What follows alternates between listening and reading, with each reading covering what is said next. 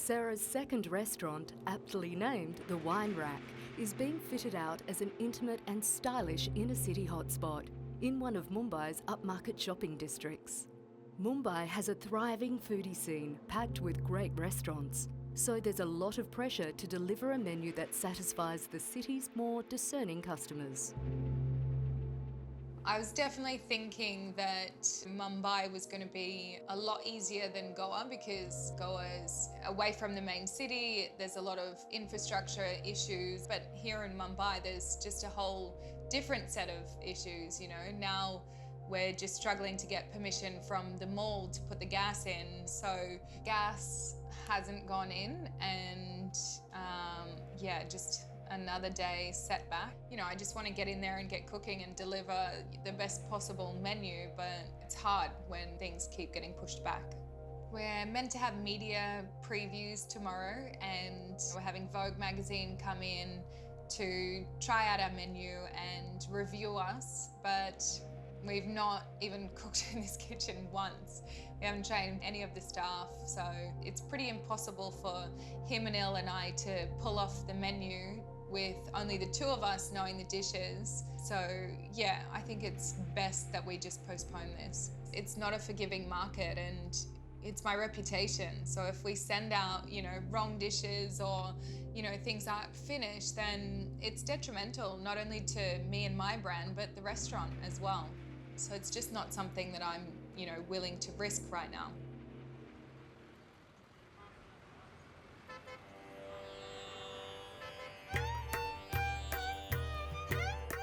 Sarah has not had the time to train the kitchen team or build a relationship with new head chef Himanil. With the tiny kitchen still filled with tradespeople, Himanil suggests a trip to the market to show Sarah where the restaurant will be sourcing much of their fresh produce. Crawford Market is South Mumbai's biggest market, and it's especially known for its bountiful range of fruit and vegetables. I just don't want to waste this time. You know, we're here and I'd like to keep growing the menu and trialing new dishes. So I'm looking forward to finding out what's available and exploring. It always kind of gets your creativity flowing. You need to use all these things. They look so good. Okay, we enter the market from here. Yellow curry paste and Madras curry powder. Let's pick up that first.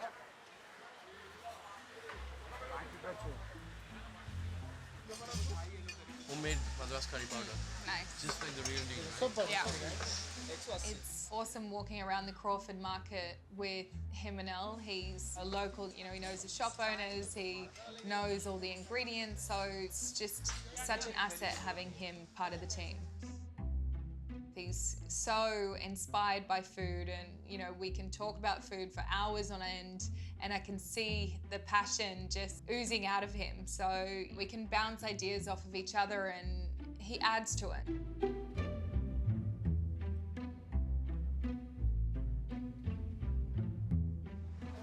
This is called the Dehraduni Basmati. Dehraduni. Dehraduni. It's from Dehradun. It's from my hometown. Yeah, it's considered as one of the best rice in the world. Long grain, and once you cook them, each grain separates out beautifully. Perfect. Looks really good. Let's get some. Yeah? Yeah. Try it, the nasi goreng with this one, yeah?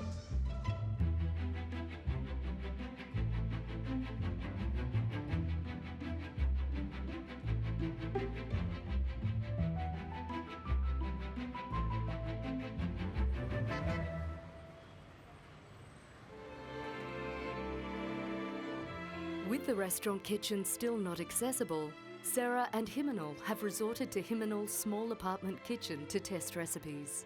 We've got a nasi goreng on the menu, but we're just going to trial a vegetarian version of it. And there's so many vegetarians in India, and we need some really tasty, wholesome, filling dishes on the menu. So we're going to marinate some paneer, so they're little cottage cheese steaks, and we're making our vegetarian version of prawn crackers. Homemade. Homemade, yeah.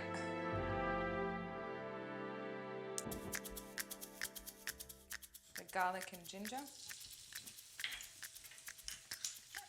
I think this dish is great because it's so flavoursome, and you know, I think that was the biggest thing that I had to learn with Antares is how much flavour everything needs to have. In Australia, we would love just to have a piece of steak, salt and pepper on the grill, and it's like heaven for us. You are in the country of spices. We live for flavor. A little bit of chili paste, or a lot, and a little bit of salt. So in with a bit of curry paste. So this is forming the base for the rice, and a little bit of vegetable stock. Just pop a little bit of water in there.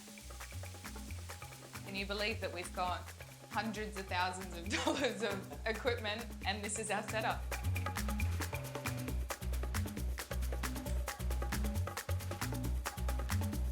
There goes the rice. You can chop me some spring onions as well. Sure. How's the chopping board there? We probably have like 14 in the kitchen. No chopping board.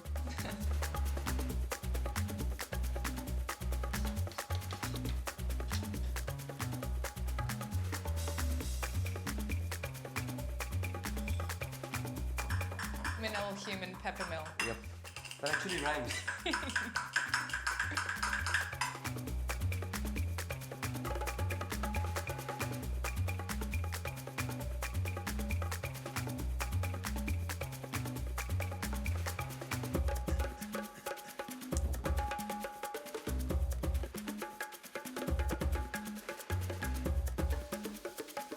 Show me your best Australian impersonation. I need my nose to be blocked a little more.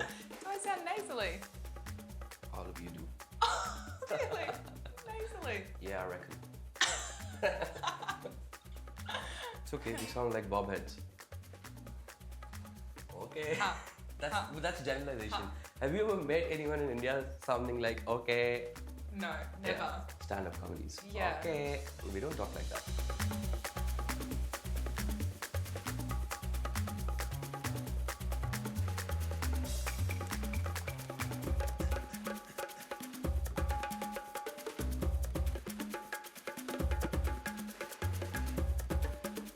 Shall we taste the creation? Yep. Let's dig in.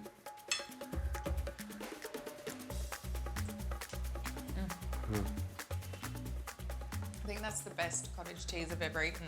Yeah. It's so tasty. Try it with the cracker. Oh, good. Yeah. We love crunch. We Indians. Flavour, textures, a little bit of spice. The right kind of spice. Yeah, it's delicious. Got one dish down for the menu. And without a kitchen. Yeah, 1 out of 90. Hopefully the gas goes in so we can power through all of the dishes. And at lightning speed.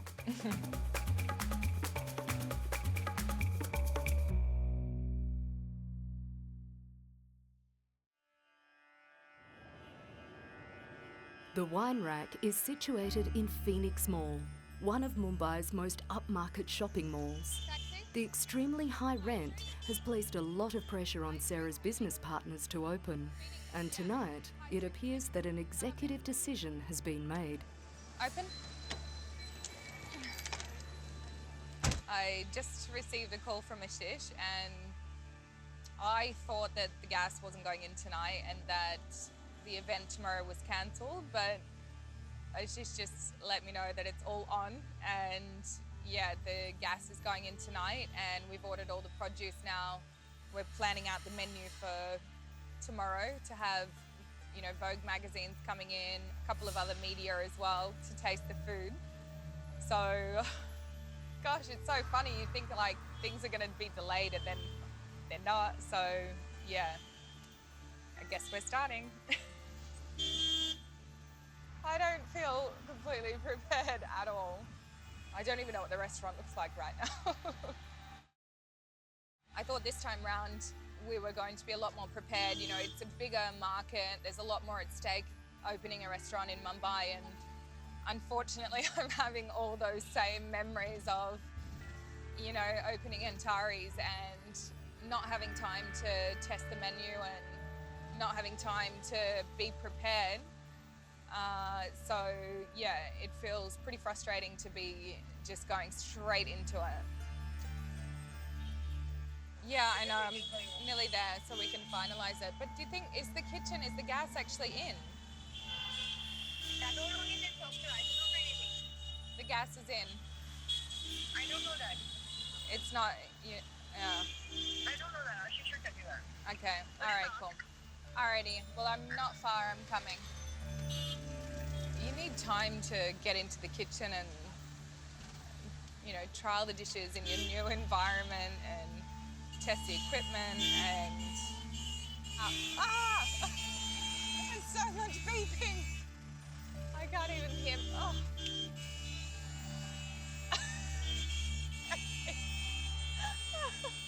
This is what anxiety is made of. Mumbai traffic and bombs being dropped at the last minute. We're pretty nervous about it.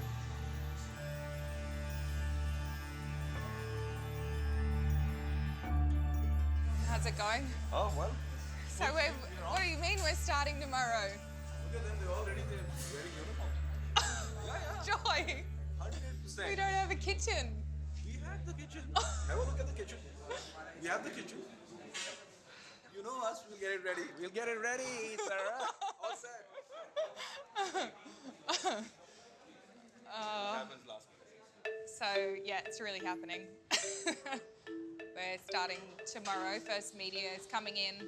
I mean, you never really 100% feel ready, but we haven't tested out the kitchen yet and started cooking together as a team, so it's always going to be a little bit nerve-wracking. In uniforms have arrived, so we're going to look good. But I would have definitely liked to have trained everyone a little bit longer. It's basically training on the job again. Hi, everyone. Just preparing for tomorrow's first dinner. Crazy. There are no taps, there's no water in the kitchen. So no water, no oven, so no slow cooking. No cooking. But the gas is not in. Tomorrow morning, probably we'll get the gas. So what's the plan then? We'll start off with 10 dishes. Yeah. I don't think all 10 are possible tomorrow, No. I'll be honest. We want to do the karari roti. Yeah. So that's in. Karate roti is in. Not really, no. No. The equipment isn't installed yet. Okay. There's a massive dinner tomorrow for the first preview with Vogue, and the place isn't ready. We'll figure out in 24 hours how to spruce things up and make it look pretty. The bigger issue is that mall hasn't given us a gas connection because the fire detection system is not here. Although it's just an hour's job, the guy who's supposed to get and install the fire detection system, he's getting it from Delhi and he missed his flight. This guy's supposedly coming in at 1:30 in the morning, and hopefully we'll have fire running by 3-4, so the kitchen team, the chefs, everyone's going to be working all night.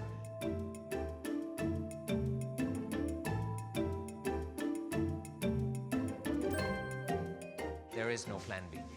The only plan B is to get this damn thing to work, which is why the chefs are on standby 3 in the morning to start preparations, to start trials once the fire kicks on at 2 in the morning. I'll drink a big whiskey tonight, that's for sure. But we got to fight to make it happen. We've got under 24 hours to get everything from ingredients, plating, kitchen, trials, from scratch.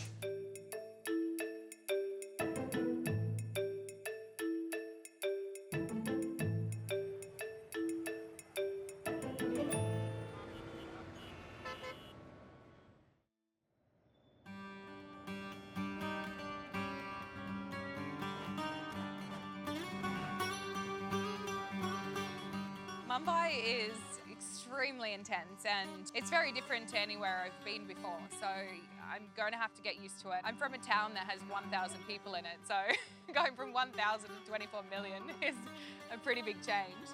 You have to be really switched on. Everything that you're doing throughout the day, you really have to concentrate. It's like all the elements kind of coming at you at once. So you can't really ever let your guard down. So, you know, you're managing living in another country and the different cultures and, you know, different area. I've never lived in this space before, never really spent that much time in Mumbai.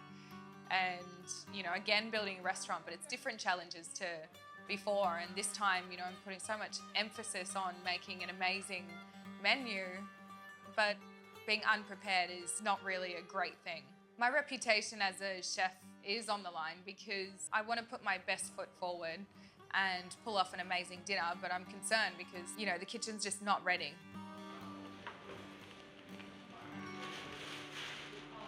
Excuse me.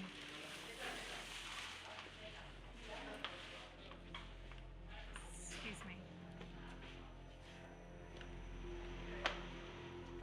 Hi. Hi, Sarah.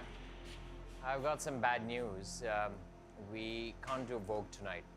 Why is that? It's cancelled. We don't have a license, which is the showstopper. Oh.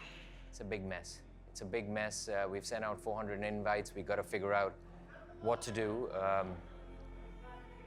And we can't demotivate the staff, so it's got to stay between us for now till we figured out a strategy. But it's a big mess. So we can't do tonight at all? You know, we can serve food, but it's the wine rack without wine. In other words, we're f***ed right now. Like, when are we even going to open? There was no plan B, right? So we need 10 minutes of a triple shot espresso to figure out what to do. And it's so much money down the drain because it's a month of rentals, a month of salaries, a month of operations. The kitchen is full of food and we can't serve. So crazy. We've canceled 300 people. We are in every other way, but the only silver lining is we get time to get it right. Yeah. The bureaucratic process in Mumbai can be slow at times, and working to a schedule can be almost impossible. Not only has this caused delays in the gas connection, but it now appears that the restaurant's alcohol licence has been held up in its final approval due to an unlucky accident with the person who issues it. I only just found out 24 hours ago that this was going to happen, and then now I've just been told it's cancelled. I can think about the emotions that I'm going through. It's so crazy. All the invites have gone out and we were set for events every day from today until the launch, and now we just have to go back on all of that and change everything, and not being able to open up for who knows how long, not having any definitive date of when the license is coming. You know, it's called the Wine Rack. It's a wine-based restaurant, and the menu is based around dishes that complement wine. So it kind of throws the whole concept out of whack, doesn't it? If you ask a shish, probably 2,000 people are invited to the launch, but hundreds for sure. And that's all going to have to change now, and it's damage control, basically.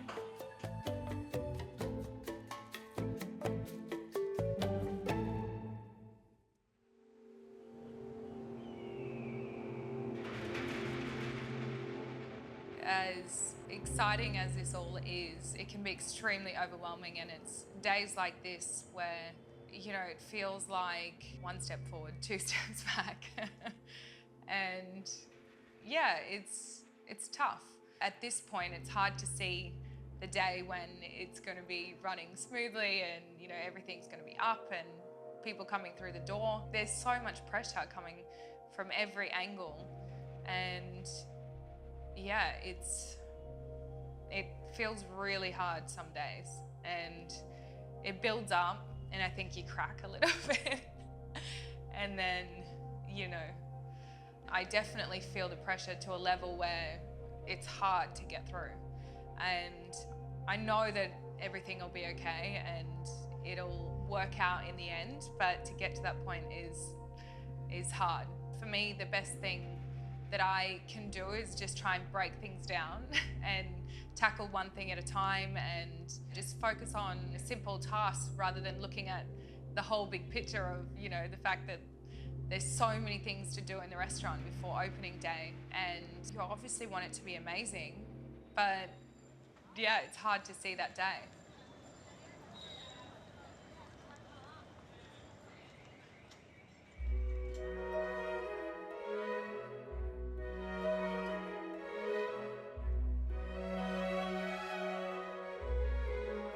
It's been such an exhausting day, and now that Vogue's cancelled, I just want to head home and just get over all of that. But I haven't eaten all day, so I just want to stop off at this delicious street food stall. It's called Butter Maya. I've just heard from so many people that this is the place to go to They sell these delicious kebabs. They've got tikka rolls. And as you can see, there's so much energy there, and I'm just so excited to get over there and try some out. Hi. Can I get a tikka roll? Yeah, medium spicy, yeah. What other dishes do you have? Beta roti. That's the one you're famous for, right? The flat one. Maybe I'll try that one as well.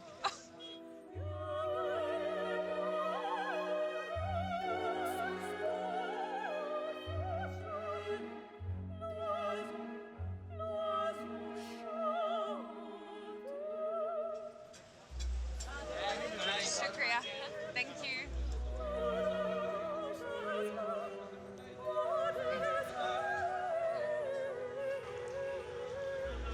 Oh, it's even better than I expected. It's a little bit spicy. There's some tamarind chutney sauce here that's a little bit tangy, and it's just such a beautiful texture as well. It's like a folded up roti with this beautiful mince inside. It's delicious. I was a bit of a moti and I ordered 2 things. So this is actually a tikka roll.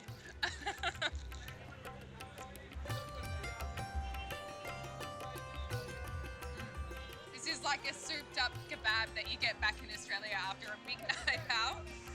But it's just so delicious because they've cooked the meat over the flame. So it's got that smoky flavor on the meat. So it's a Sikh kebab wrapped in a roti. It's just such a delicious flavor.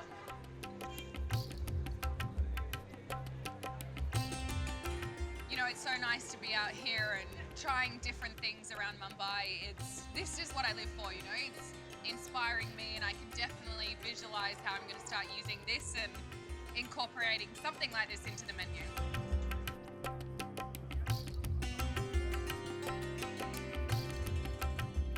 I can actually see the light at the end of the tunnel, and I can feel that we're going to be able to pump out all of these dishes and the restaurant's starting to take shape.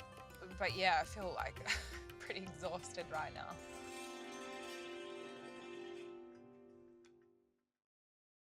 Next time on my second restaurant in India. Mumbaikars are really passionate about their food and what they like, so I want to make sure that I explore the city and get to know all of that and take it back to the restaurant because it's very different to the palate of Australians. No one can enter the restaurant at least till tomorrow morning. So that's an entire day wasted. I expected it to be up and running. Yeah, it's definitely far from a functioning restaurant. Yeah, it's starting to get more and more stressful now because it is very close to the launch. We have around 3.5-4 days to cover approximately 95 dishes. It's definitely day one in the kitchen. There's always something. Feel pumped, boys? Ready to serve like hundreds of people? It's incredible the energy that you get inside when you're just able to start cooking. You know, it's my passion. This is what I love doing. And I feel so